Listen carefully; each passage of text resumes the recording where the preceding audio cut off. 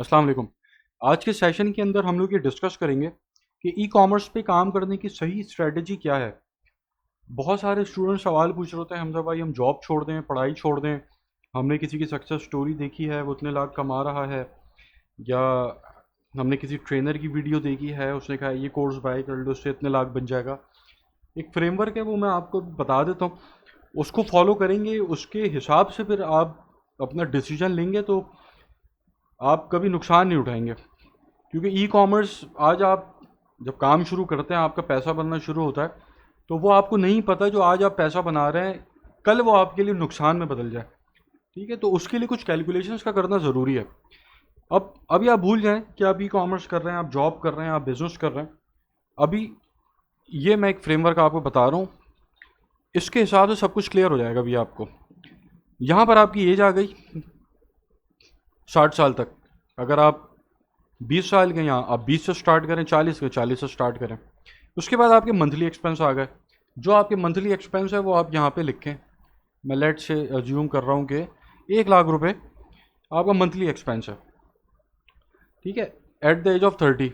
अब आप हुए 31 साल के, तो यहाँ पर अब आपका मंथली एक्सपेंस बढ़ के 1,10,000 रुपये हो गया, क्योंकि इन्फ्लेशन है। हर साल 10% के हिसाब से महंगाई हो रही है। पाकिस्तान में तो बहुत ज़्यादा हो रही है, लेकिन ओवरऑल अगर आप 20 साल का पीरियड देखें तो 8 से 10% की इन्फ्लेशन रेट है। उस हिसाब से आप अपने मंथली एक्सपेंसेस को ले जाएं 60 साल पे।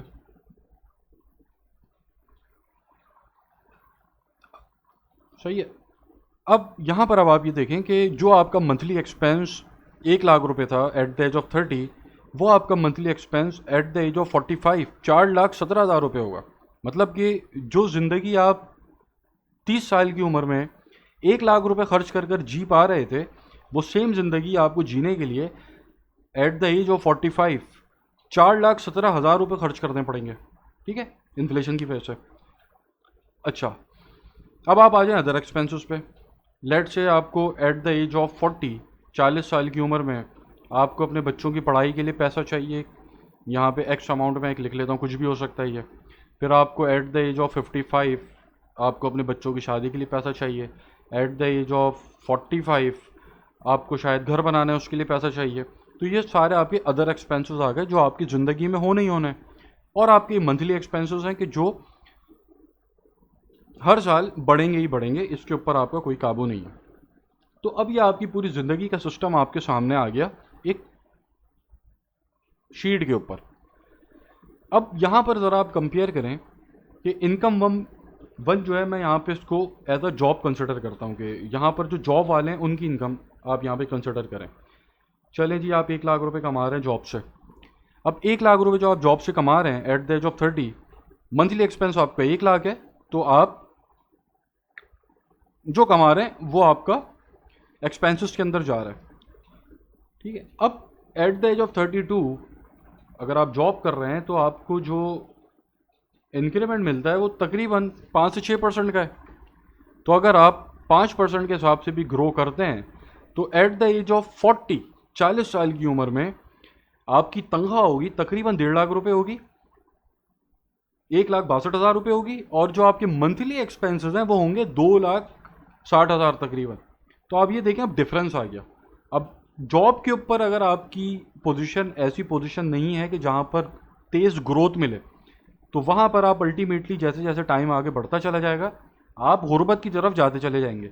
भले अभी आप जो आपकी तनख्वाह है उसके ऊपर आपकी ज़िंदगी अच्छी गुजर रही है, लेकिन जिस हिसाब से महंगाई हो रही है, अगर उस हिसाब से आपकी जॉब में सैलरी नहीं बढ़ी तो आप अल्टीमेटली गरीब हो रहे हैं, आप गुर्बत की तरफ जा रहे हैं। और जैसे जैसे साल आगे बढ़ेगा आप और गरीब होते चले जाएंगे, आपके मंथली एक्सपेंसेस बहुत ज़्यादा हो जाएंगे, आपकी सैलरी कम हो जाएगी।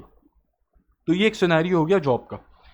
इनकम टू अब हम देख लेते हैं जो फिजिकल बिजनेस कर रहे हैं। यहाँ पे ऑनलाइन बिजनेस की बात नहीं हो रही, फिजिकल बिजनेस की बात हो रही है। आपकी एक शॉप है, शू शॉप है, शू स्टोर है आपका एक। ठीक है, अब वहाँ पर आपने 1 लाख रुपए कमाया और फॉर एग्जांपल 1 लाख रुपए आपका मंथली एक्सपेंस निकल गया। अब जो बिजनेस है वो इन्फ्लेशन को बीट करेगा आपका ये बिजनेस। ठीक है, अब यहाँ पर अगर इन्फ्लेशन हो गई है, महंगाई 10% बढ़ी है, तो आपकी इनकम भी बढ़ जाएगी। ठीक है, ऐसे करके आपकी एट द एज ऑफ 40 तक अगर मैं जाऊँ तो जो आप कमा रहे हैं वो आपके एक्सपेंसेस में जा रहे हैं। तो अगर आप फिजिकल कोई बिजनेस कर रहे हैं तो उसके अंदर ना आप अमीर हुए ना आप गरीब हुए। अमीर हो सकते हैं, लेकिन अभी हम बिल्कुल वर्स्ट सिनेरियो की बात कर रहे हैं कि क्या हो सकता है। ना आप अमीर हुए ना आप गरीब हुए। जो लाइफ स्टाइल आपका 30 साल की उम्र में था वही 40 साल पे, और ऐसे ही वही आपकी जैसे जैसे आगे बढ़ती चली जाएगी उम्र, आगे बढ़ता चला जाएगा। तो ये आ गया आपका बिजनेस। यहाँ पे मैं लिख लेता हूँ जॉब, जॉब, और ये आपका आ गया बिजनेस। सही है। अब आपकी आ गई इनकम थ्री, इसको हम ले लेते हैं ई कॉमर्स। इसको हम ले लेते हैं ई कॉमर्स में। ठीक है, अब ई कॉमर्स के अंदर आपकी क्या स्ट्रेटजी होनी चाहिए ये समझ लें। अगर ई कॉमर्स को आप रेगुलर इनकम के तौर पे देखते हैं, जैसे कि ये आपका जो रेगुलर बिजनेस होता है, ऑनलाइन नहीं, जो फिजिकल बिजनेस था उसके अंदर जो आप कमा रहे थे वो आपके एक्सपेंसेस था, आपका सेटअप चल रहा था। अब ई कॉमर्स के अंदर अगर आप इस अप्रोच से आते हैं कि जो आपने कमाना है वही आपके एक्सपेंसेस में जा रहा है, तो आप कहीं भी किसी भी स्टेज के ऊपर फंस सकते हैं। कैसे फंस सकते हैं कि आपने 1 लाख आपके खर्चे हैं, 1 लाख आपने कमा लिया, ठीक है, उसके बाद आपने ग्रो किया अपने खर्चों के हिसाब से, और आप यहाँ पे ग्रो करते चले गए। एट द एज ऑफ 34 आपका बिजनेस हो गया बंद। फेसबुक ने बोला कि भाई अब पाकिस्तान अब फेसबुक पे ऐड नहीं चला सकता। गूगल ने बोला अब हम अलाउ नहीं कर रहे पाकिस्तानियों के को ऐड चलाएं फेसबुक के अपने प्लेटफॉर्म पे, गूगल पे।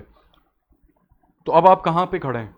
आप तो रेगुलर इनकम ले रहे थे ई कॉमर्स से, न पीछे आपकी जॉब है न पीछे आपका कोई फिजिकल बिजनेस है, आपके पास एक सिंपल ई कॉमर्स का सहारा था जो कि अब बंद हो गया। अब आप क्या करेंगे? ठीक है, अब ये चीज़ आपको कहीं का नहीं छोड़ेगी अगर आप इस अप्रोच के साथ काम कर रहे हैं कि जितने मेरे खर्चे हैं उतना मैं महीने का बना के सुकून से बैठा हूँ। ई कॉमर्स के अंदर, ई कॉमर्स एक अपॉर्चुनिस्टिक बिजनेस है, इसके अंदर आपने स्केलिंग कर दी। अगर आप ई कॉमर्स में स्केलिंग अप्रोच के साथ नहीं आ रहे तो आपके साथ अगर ये वाला सीन हो गया कि एट द एज ऑफ 34 4 साल आपका बिजनेस बड़ा अच्छा चला, लेकिन एट द एज ऑफ 34 अगर ई कॉमर्स बंद हुई आपकी, तो आप तो फारिग हो गए। अब ये जो जॉब वाला है, अगर एट द एज ऑफ 34 इसकी जॉब चली जाती है तो इसके पास जॉब का एक्सपीरियंस है, ये किसी दूसरी कंपनी में जॉब के लिए अप्लाई कर सकता है, 6 महीना फारिग बैठेगा, लगी जाएगी जॉब। जो ये बिजनेस कर रहा है, अगर इसके बिजनेस के अंदर कोई ऊंच नीच हो जाती है तो इसका बिजनेस वैसी कस्टमर बेस बना हुआ है, लोग जानते हैं, लोग लेते हैं, रेगुलर कस्टमर्स हैं।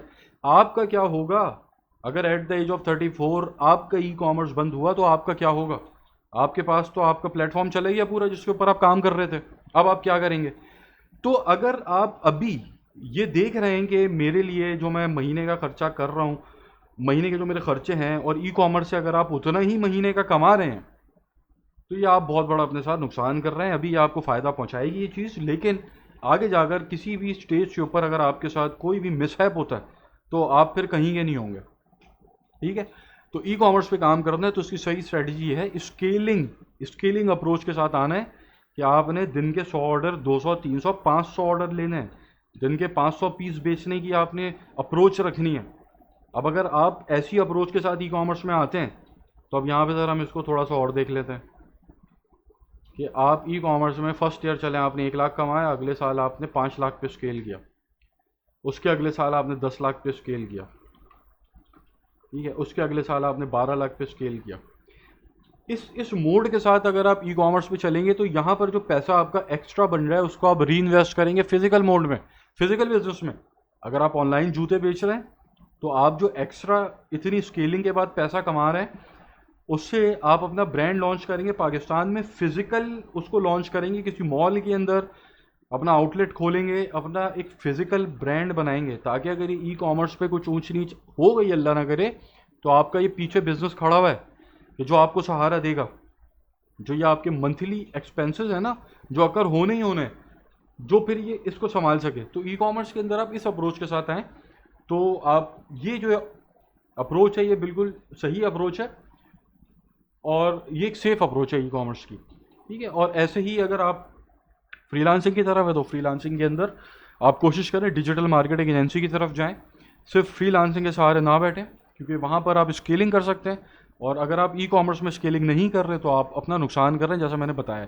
अब यहाँ पर आप जब ज़्यादा पैसे कमा रहे होते हैं ई कॉमर्स के अंदर, तो यहाँ पर री इन्वेस्ट कर रहे होते हैं, आप अपने फिजिकल स्टोर की तरफ जा सकते हैं, आप अपना पैसा और डोमेन्स के अंदर इन्वेस्ट कर सकते हैं, और बहुत सारी चीज़ें करने को वहाँ पर आप अपनी इन्वेस्टमेंट कर सकते हैं कि जहाँ से आपका ये वाला जो पार्ट है ये कवर अप होगा। क्योंकि अल्टीमेट गोल तो यही है कि ये वाला जो 2 कॉलम्स हैं, ये मंथली एक्सपेंसेस और अदर एक्सपेंसेस, ये 2 कवर करना है ज़िंदगी का, सबकी यही मकसद है।